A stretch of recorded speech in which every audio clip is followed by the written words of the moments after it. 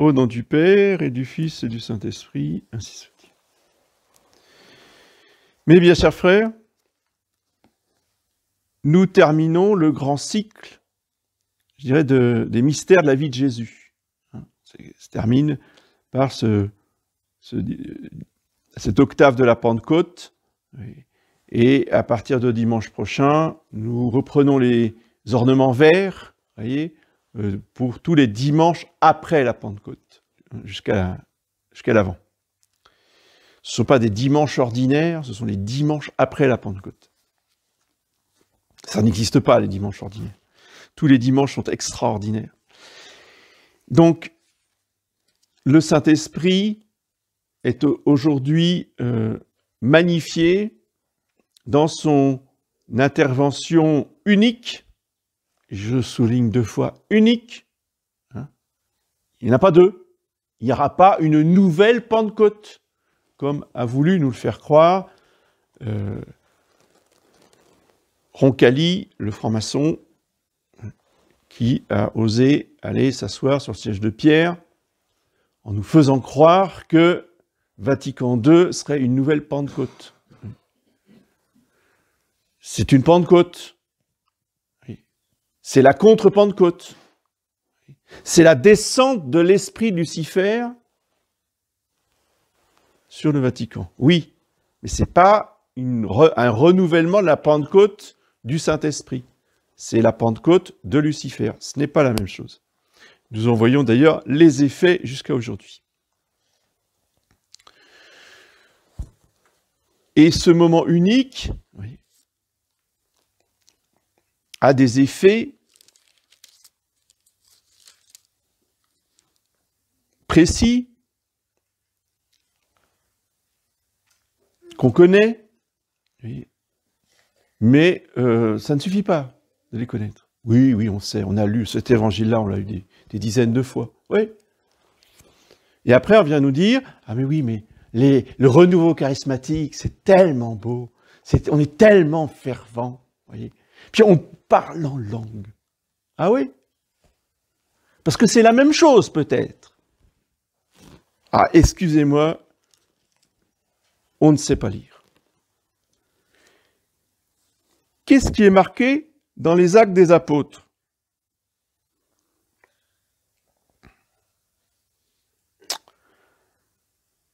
La foule accourut, elle fut bouleversée de ce que chacun d'eux les entendait parler dans sa langue. Et un peu plus loin, c'est bien marqué, on les entend parler dans notre langue maternelle. Il y avait une multitude de langues, puisque c'était la réunion justement de tous les Juifs de la diaspora, donc des dizaines de langages différents, et tous entendaient dans sa langue maternelle. Ça veut dire que chacun comprenait parfaitement les paroles que prononçait l'apôtre Saint-Pierre. Si vous allez à Paray-le-Monial l'été, là, lors des grands rassemblements, vous avez 20 000 personnes, c'est tellement beau de cette foule, et qu'ils se mettent à parler en langue. C'est drôle, personne ne comprend. Même pas eux d'ailleurs. Hein. Ils ne savent pas ce qu'ils disent. Ils sont incapables de traduire. Mais c'est l'esprit qui parle en eux. Oui, c'est bien l'esprit qui parle en eux, on est tout à fait d'accord. Sauf que, encore une fois, ce n'est pas le même esprit que celui de la Pentecôte. Vous voyez ? Parce que parler des langues qu'on ne comprend pas, qu'on n'a jamais apprises, dans tous les rituels romains, donc les rituels, c'est les livres pour les prêtres, pour donner les sacrements. Donc, dans le rituel, vous avez un chapitre sur l'exorcisme. Il y a un critère pour déterminer si une personne est possédée du diable ou pas, c'est quand elle parle des langues étrangères qu'elle n'a pas apprises. Ah, intéressant. Donc, ils sont possédés du diable, ces gens de Paray-le-Monial. Ni plus, ni moins. D'ailleurs, quelqu'un a témoigné, très intéressant, tout considère qu'il était, un missionnaire en Afrique, qui est venu à ce rassemblement de Paray-le-Monial, et qui a entendu sa voisine parler en langue aussi, sauf que lui comprenait. C'était un dialecte africain. Et dans le dialecte africain qu'il connaissait, parce que c'était les gens dont il s'occupait en Afrique, sa voisine déblatérait des blasphèmes. Alors qu'on ne vienne pas nous dire que c'est l'Esprit Saint. C'est bien l'Esprit, oui, oui, c'est un esprit, mais ce n'est pas l'Esprit Saint. Ces gens sont possédés. Donc, les réunions charismatiques, c'est à fuir. Non seulement c'est à fuir, mais si on a reçu le baptême de l'Esprit, entre guillemets, qui est une invention, sachez-le, une invention pentecôtiste. C'est quoi les pentecôtistes? Ce sont des protestants illuminés, des faux mystiques, qui justement ont inventé cette nouvelle Pentecôte. C'est pourquoi on les a appelés les pentecôtistes, qui ont introduit dans des réunions catholiques cette pratique du baptême de l'Esprit. Donc le premier baptême de l'Esprit, entre guillemets, qui a été donné à un catholique, a été fait par un pentecôtiste hérétique en dehors de l'Église. Donc c'est un esprit qui vient d'une secte protestante. Comment cela pouvait être le Saint-Esprit? Et pourtant, tous nos braves catholiques bourgeois des paroisses et des diocèses sont convaincus. Puis ils disent le chapelet, s'il vous plaît, à genoux devant le Saint-Sacrement. Comment? Ces gens sont possédés. À partir du moment où ils ont été pris en charge avec une imposition de main, le diable a pris possession d'eux. C'est clair, c'est net et c'est précis. Donc toute personne qui vient du renouveau charismatique doit passer par les exorcismes. C'est obligatoire et systématique. Ceci étant dit, notre Seigneur dans l'Évangile va nous révéler jusqu'au plus petit détail, si vous voulez, cette relation intime qu'il a avec le Saint-Esprit. Cet évangile est tiré de l'évangile de Saint Jean, donc chapitre 14, c'est les 14, 15, 16, 17, c'est les chapitres du discours après la scène. C'est là où notre Seigneur se confie, c'est son action de grâce après sa messe, c'est son testament, puisque ce sont les dernières paroles qu'il va laisser à ses apôtres avant de mourir. Oui, donc c'est ce qu'il a de plus précieux qu'il va leur laisser, et ce qu'il y a de plus précieux, c'est la vie intime de la Sainte Trinité, qu'aucun homme ne pouvait même imaginer. Oui. Pendant 4000 ans, les hommes ont cru, ont adoré un Dieu créateur du ciel et de la terre, le Tout-Puissant, l'Éternel, oui. Cet être qui a tout créé et dont nous dépendons. Oui. Voilà. Il y avait quand même une vague notion de Père. Oui. Il y avait de temps en temps une révélation de Dieu, voyez, aux prophètes. C'était pas central, mais ça a été tout à fait réel, ça a été écrit, c'était concret. En particulier, le prophète Isaïe, Dieu dit qu'il prendra Israël sur son sein, et une mère pourrait-elle abandonner son enfant? Moi, je ne t'abandonnerai jamais, Israël. Israël. On est bien d'accord? Israël. Dieu est le Père d'Israël. C'est comme si on dit Dieu est le Père de la France. On est content, on est beau, c'est très beau, mais c'est pas moi. C'est pas mon Père à moi, c'est le Père de la France. Les Juifs disaient, c'est pas mon Père à moi, c'est le Père d'Israël, c'est le Père de la nation. Vous voyez? Il a fallu attendre la révélation de notre Seigneur Jésus-Christ pour qu'on apprenne de sa bouche que mon Père, qui est votre Père. Ah oui, mais là, ça change tout. C'est pas simplement le Père d'Israël. C'est mon Père à moi. Et chaque homme peut dire, c'est mon Père à moi. Je suis son fils. Oui. Donc c'est une relation personnelle d'un fils ou d'une fille envers son Père. Ben ça, il n'y a que notre Seigneur qui nous a révélé cela. Et il a commencé dès le début de sa vie publique, le jour du baptême, dans le Jourdain. Là, il n'y avait pas d'explication. Hein. Les explications, c'est le dernier jour. Il n'y a pas d'explication, il y a un fait brutal. Une nuée et une voix puissante et douce à la fois qui dit à tous les hommes présents, « Celui-ci est mon fils bien-aimé, écoutez-le. » C'est lui en qui j'ai mis toutes mes complaisances. Donc, qu'est-ce que veut dire le Père? C'est que son Fils, il aime infiniment. Son Fils, c'est son amour unique depuis toute éternité. Et à ce moment-là, pour concrétiser et illustrer la parole du Père, apparaît la colombe sur la tête de Jésus.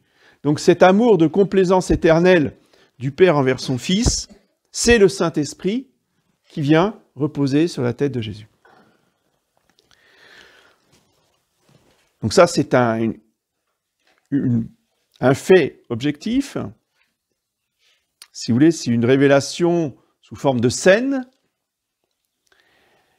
pour marquer les imaginations, mais les Juifs étaient incapables, évidemment, de comprendre les rapports entre le Père, le Fils et le Saint-Esprit. Mais ils ont vu la chose, ils ont entendu cette parole. Et notre Seigneur, progressivement, va leur expliquer, va leur montrer qu'il fait toujours la volonté de son Père, qu'il est là pour transmettre les paroles, la doctrine, c'est pas ma doctrine, c'est la doctrine de mon Père, etc. Et enfin, l'apothéose, le bouquet final, après la première messe, après la scène du jeudi saint, le Seigneur Jésus va leur dévoiler les secrets d'amour des relations entre les trois personnes divines. C'est pour ça qu'il n'y a pas d'octave de la Pentecôte. C'est intéressant aussi de voir que toutes les fêtes ont une octave. La Pentecôte n'a pas d'octave. La Pentecôte, le jour de l'octave, nous fêtons la fête de la Très Sainte Trinité. Voilà. Parce que le Saint-Esprit nous ramène à ce mystère de la Sainte Trinité.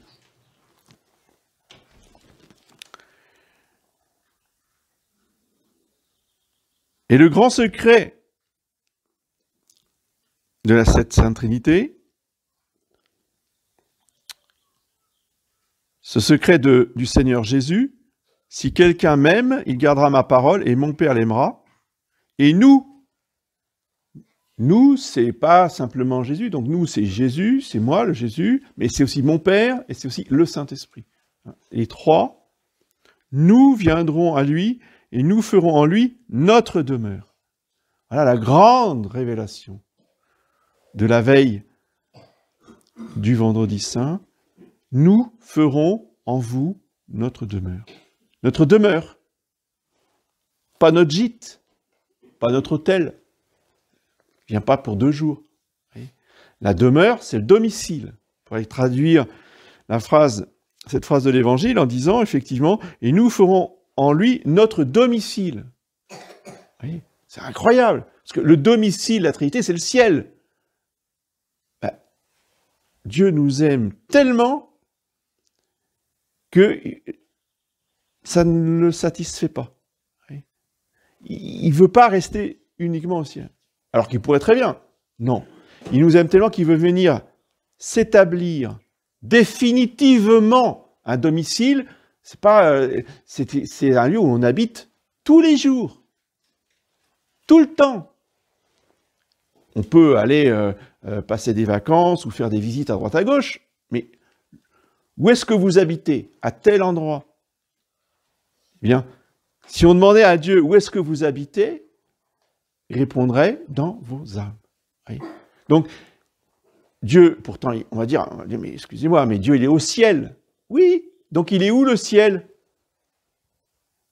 Si Dieu est dans le ciel et que son domicile, c'est nos âmes, ben le ciel est dans nos âmes. C'est tout. On croit que le paradis, c'est là-haut. C'est très très très loin, et puis Dieu ne s'occupe pas de nous parce qu'il est dans son ciel. Alors oui, c'est une vérité de foi qu'il est dans son ciel, sauf que, il est où le ciel? Dans mon âme. Ah, oui, mais quand on réalise ça, si vous voulez, ça change toute la vie chrétienne. Là, on commence à vivre. Parce que dire sa prière du matin, dire sa prière du soir, et les grands fervents, les grands chrétiens, dire son chapelet, ça déjà c'est un exploit, ça ne s'appelle pas vivre. Vous entendez? Ça ne s'appelle pas vivre. Ça s'appelle vivoter. C'est-à-dire qu'on est là entre deux eaux et de temps en temps on peut respirer, donc on n'est pas mort. Mais ça ne s'appelle pas la vie, ça. Non, la vie, c'est toujours. C'est du matin jusqu'au soir, et à partir du soir jusqu'au matin. Parce que si vous décidez que, à partir du moment où vous couchez, bon, c'est la nuit, il n'y a pas besoin de respirer, on coupe la respiration, il n'y a pas de matin. On est bien d'accord? La vie, elle continue toute la nuit. Eh bien, c'est pareil pour le Saint-Esprit. Si le Saint-Esprit est celui qui nous vivifie, comme nous le disons dans le credo, je crois dans l'Esprit Saint, vivificateur, celui qui donne la vie. La vie, c'est non-stop, 7 jours sur 7, 24 sur 24, sans interruption. Vous interrompez, vous mourrez. Donc, l'habitation dans la demeure de notre âme, de la Sainte Trinité, c'est non-stop, 24 sur 24, 7 jours sur 7. Ce qui veut dire que nous devons vivre avec la Sainte Trinité, vivre dans la Sainte Trinité, vivre avec la Sainte Trinité en nous. Ben oui, même quand on va au travail, même quand on va voir des clients, même quand on va faire des démarches, je sais pas moi, dans les administrations. Ah, oui. La vie, c'est concret. On va voir l'inspecteur des impôts, tiens. C'est la période en ce moment. Qu'est-ce qu'on fait? Si on vit, hein, attention, pas si on vivote, je parle des vivants. Les vivants qui vont voir l'inspecteur des impôts, qu'est-ce qu'ils font? Ben, ils commencent déjà par prier l'ange gardien de l'inspecteur. Vous voyez, ça, c'est la base. Ensuite, on prie, on demande l'aide des inspecteurs des impôts, je ne sais pas s'il y en a beaucoup, mais enfin bref, au purgatoire. Vous voyez? Et après, on va toquer à la porte ou on va au guichet. Pareil pour la sécurité sociale, pareil pour... Mais qu'est-ce que le Saint-Esprit a à voir avec la vente de mon produit à mon client? Ça, c'est la vie professionnelle. Vous voyez? Donc celui qui vivote, il ne pense même pas une seconde à mettre Dieu dans ses relations commerciales. Vous voyez? Ben oui. Avant de rencontrer le client, on envoie son ange gardien à l'ange gardien du client, etc. Voilà. On vit 24 heures sur 24 en union avec le Saint-Esprit, les anges, la Sainte Vierge, les saints, le surnaturel.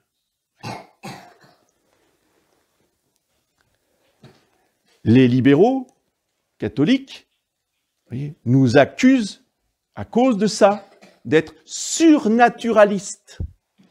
On a cette étiquette-là, parce qu'on en a plein d'étiquettes. Alors on est sédévacantistes, surnaturalistes, providentialistes aussi, tiens, j'avais oublié celui-là, etc. Enfin, je veux dire, on peut décliner la chose, vous voyez. Parce que ces gens-là ne croient que dans les hommes. Vous voyez, ce qui est naturel. Les campagnes, les votes, les pétitions, les manifestations. Et quand ils vont manifester, ils ne pensent pas une seconde à Dieu. Hein. Saint-Esprit, rien à voir. Il a sa petite place le dimanche, il ne faut pas qu'il se plaigne, lui. Hein. On va à la messe le dimanche, c'est tout, ça suffit. Mais quand je vais manifester contre ceci et contre cela, le Saint-Esprit n'a rien à voir là-dedans.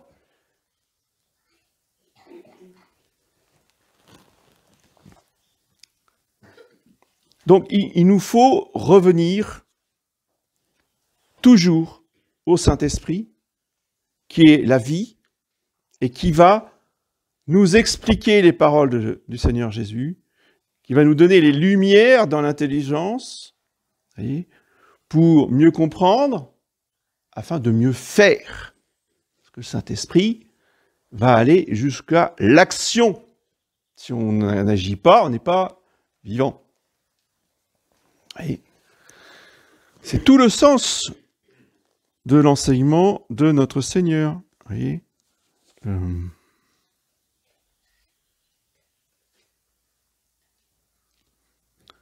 celui qui ne m'aime pas ne garde pas mes paroles. Et la parole que vous avez entendue n'est pas de moi, mais de mon Père. Et ce n'est pas celui seulement qui dit « Seigneur, Seigneur » qui rentrera dans le royaume des cieux, mais celui qui fait la volonté de Dieu, la volonté de mon Père. Et comment connaissons-nous la volonté du Père? Par le Saint-Esprit, par les lumières du Saint-Esprit. Et je voudrais terminer par cette vérité absolument fondamentale, importantissime, et qu'on ne prêche pas assez, et qu'on ne diffuse pas assez. C'est saint Thomas d'Aquin qui nous l'explique dans sa somme théologique.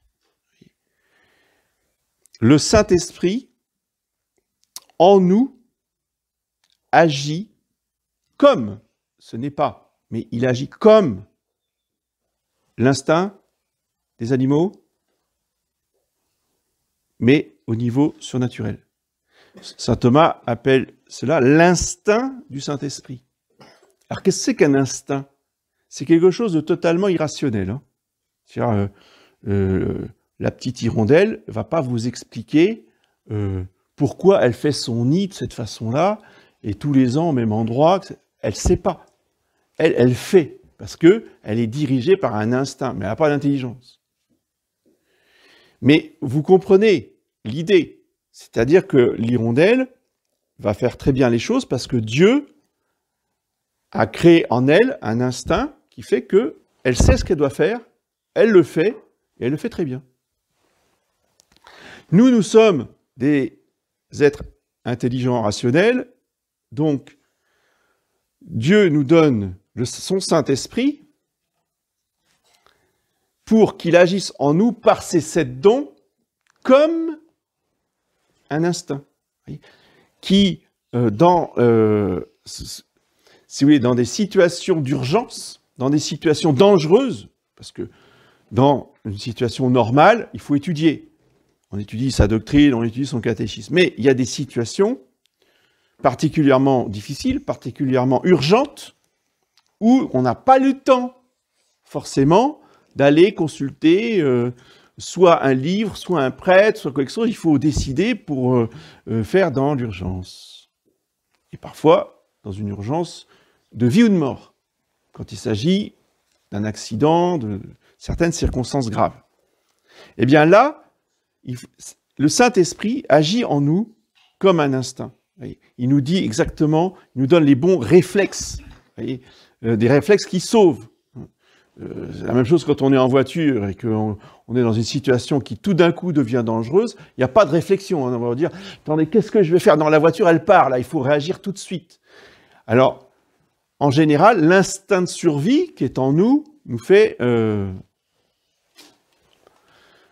avoir des réflexes qui peuvent nous sauver la vie ou éviter le pire. Eh bien, pour ce qui est de l'ordre surnaturel, c'est la même chose. Oui. Dans des situations gravissimes, dans des situations urgentes ou dans des situations difficiles, comme est la nôtre, c'est-à-dire la situation de l'Église aujourd'hui, qui est une situation absolument inédite, puisque ça ne s'est jamais vu depuis que l'Église a été fondée par notre Seigneur Jésus-Christ, eh bien, l'instinct du Saint-Esprit, voyez, va nous faire aller directement aux solutions. Si on n'a pas de prêtre dans notre entourage, si on ignore les bons livres, voyez, reste toujours l'instinct du Saint-Esprit, qui va nous faire aller vers la bonne direction. Ensuite, il y aura toujours besoin du prêtre, il y aura toujours besoin des livres, il y aura toujours besoin du catéchisme.